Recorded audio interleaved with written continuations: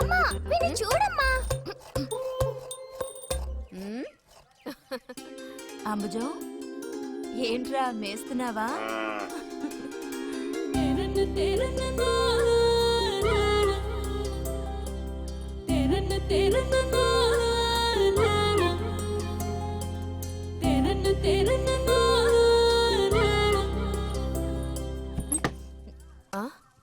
ఆహా, పుట్టినరోజు పిల్ల ఎలా వచ్చిందేంటి?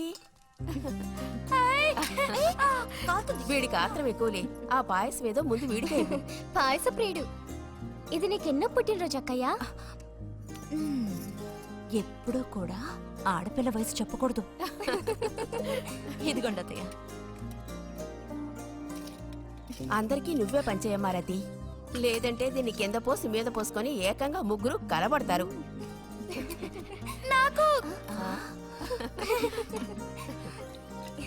శాంతి, లోపలికి వెళ్ళి గ్లాస్ తీసుకురా. చూసావా వాడి గాబరా? ఎంత త్వరగా ఎదిగిపోయావు. ఏదో నిన్నే నారాయణ వదిన ప్రశ్నించినట్టుగా అనిపిస్తోంది. అత్తయ్య, మధ్యాహ్నం భోజనానికి అందరూ మా ఇంటికి వచ్చేయండి. మరి నాకు? అయ్యో, నీకు లేదురా. నువ్వు వస్తే మరి ఇంకెవరికి తినడానికి ఉండదు. ఏం చేయమంటావు? అయ్యో, అన్నంత పని జరిగిందనుకో, ఇక వీడు నాకు ఏ పని తోచనివ్వడు. నీతో పాటు వీడిని తీసుకెళ్ళిపో. లోపల పాప బుజ్జిగాడు ఉన్నారు.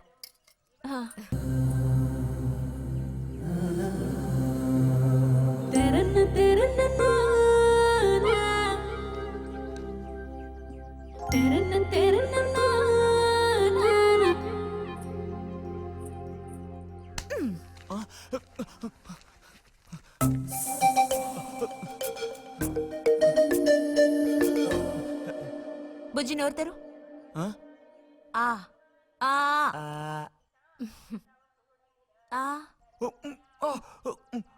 చాలు, చిరకాలం ఇట్టి పుట్టినరోజులు జరుపుకోవాలి.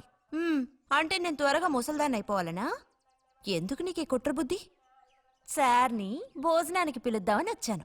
మేడం, ఈ రకంగా పిలిస్తే నేను రాను. ఏ రకంగా పిలిస్తే తమరు వస్తారు మరి? పల్లకి తీసుకొచ్చి ఊరేగింపుగా తీసుకెళ్ళాలా? పల్లకి మీదో భుజం మీదో ఉయ్యాల్లోనో మర్యాదగా తీసుకెళ్తే వస్తాను. అయితే నువ్వు రావక్కర్లేదులే. ఓకే, రావద్దా? నువ్వు చిన్నపిల్లాడిగా ఉండేటప్పుడు నేను నిన్ను ఎత్తుకునేదాన్ని. నీకు జ్ఞాపకం ఉందా? నేను చిన్నపిల్లగా ఉండేటప్పుడు నాకు పన్ను ఊడిపోయింది. అది నీకు గుర్తుందా? నాకప్పటికి 10 ఏళ్ళుంటాయి. మరి నీకేమో 2 ఏళ్ళుంటాయి. అప్పుడు మనందరం కలిసి మొక్కు తీర్చుకోవాలని తిరుపతికి వెళ్ళాం. నేను నిన్ను ఎత్తుకోవాలి. పొరపాటున ఇంకెవ్వరు ఎత్తుకున్నా నువ్వు ఒప్పుకోవు. అప్పుడు నేను నిన్ను ఎత్తుకుని కొండెక్కడం మొదలు పెట్టానా, 2 మెట్లు ఎక్కానో లేదో జారి కింద పడ్డాను. ఇదిగో ఈ సైడ్ పని ఢమాల్. అప్పుడు నువ్వు చక్కగా లక్షణంగా బుద్ధిమంతుల్లో ఉండేవాడివి. అది మరి ఆశ దోశ. ప్లీజ్ భోజనానికి త్వరగా వచ్చండి సార్.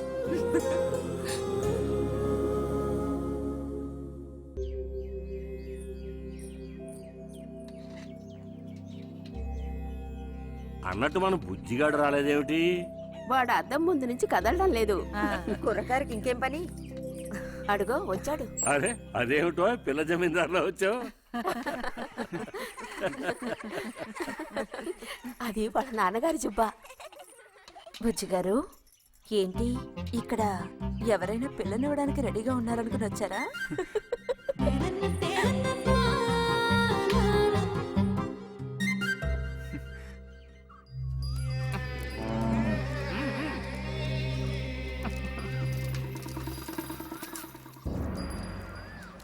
త్వరగా నడు.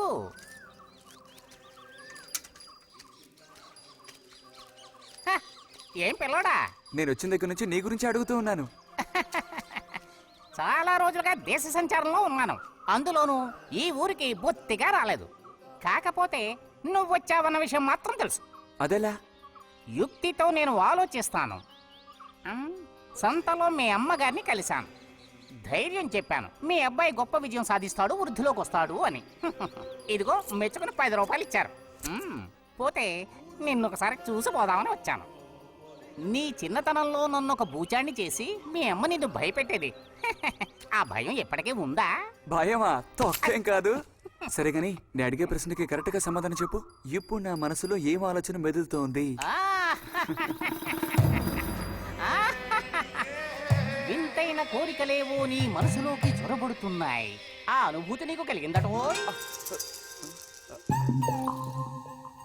అక్కడ వాళ్ళు అక్కడ దాక్కోండి. ఐస్ బాయ్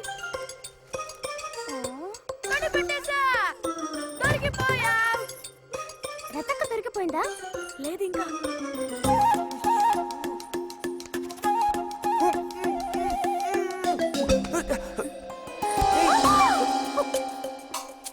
అరే బుజ్జి బుజ్జి బుజ్జి ఎక్కడికి వెళ్ళిపోయావు? ఆచి! రతక్క దొరికింది.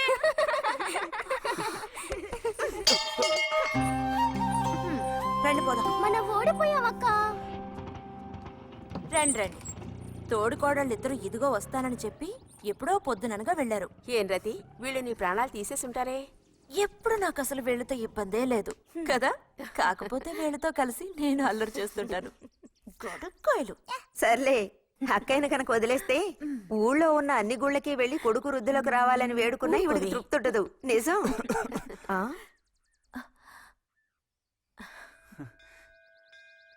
ప్రసాదం తీసుకో. గోవిందు, ఏంటమ్మా? ఇలా రా.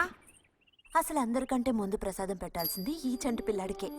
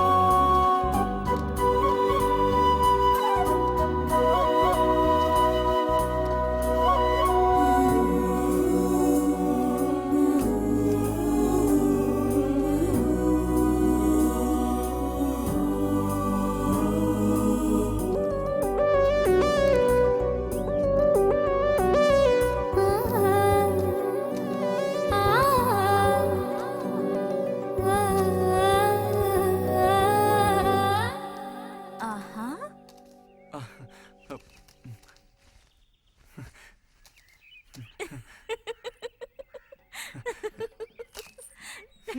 పంచు పైకి మడుచు కడితే పెద్ద వస్తదమైపోతావా? తేలిక తీసి పారేకు. నేను ఇంజనీరింగ్ కాలేజ్కి వెళ్లేలోపు ఎలా బాడీ పెంచుతానో చూడు. అందుకే రోజుకి 2 గుడ్లు. బుజ్జి నీకు పని చెప్తా చేస్తావా? ఏంటది? రా. ఏంటో చెప్పు. సైకిల్ ఉంది కదా, ఆ, ఓసారి అలా టౌన్ వరకు వెళ్ళొస్తావా? ఎందుకో చెప్పు. అప్పుడు చెప్తాను వెళతానా వెళ్ళనా అని. ఇదిగో. హ? విషయం తెలియకుండా డబ్బులు పుచ్చుకోను. సరే, ఈవేళ వెళ్ళాలని లేదులే. కాకపోతే 2 రోజుల్లోగా ఖచ్చితంగా నాకు ఆ గాజులు తెచ్చి తీరాలి. ఏ గాజులు? హై స్కూల్ పక్కన ఒకడు అమ్ముతాడే అవి. సరే, ఇప్పుడు ఆ గాజులకు తొందర ఏమొచ్చింది? తొందర జాతర జరిగేటప్పుడు కొత్త గాజులు వేసుకుని తీరాల్సిందే. ఇదిగో, ఇదే నా సైజ్. 2 డజన్లు. 1/2 డజన్ నలుపు, ముదారెరుపు 1/2 డజన్, ఆకుపచ్చ 1/2 డజన్. 1/2 డజన్ నీకే కలర్ నచ్చితే అది. నీకే కలర్ అంటే ఇష్టం? నీ కలర్ అంటేనే ఇష్టం.